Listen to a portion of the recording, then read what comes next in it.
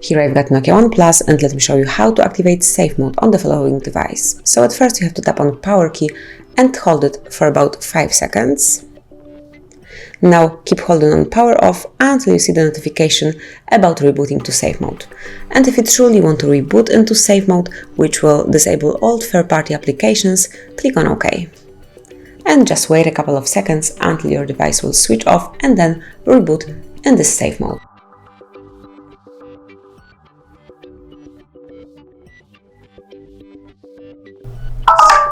And that's it. As you can see, now we are in safe mode, so you can use your device with all third-party applications deactivated.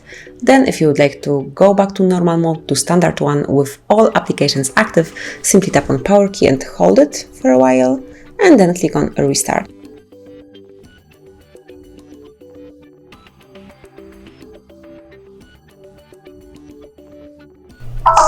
And that's it. As you can see, now we are back in the normal mode with all applications active. Here they are. So that's basically all. This is how you can activate and use safe mode in your Nokia One Plus. Thank you for watching. Please subscribe our channel and leave the thumbs up.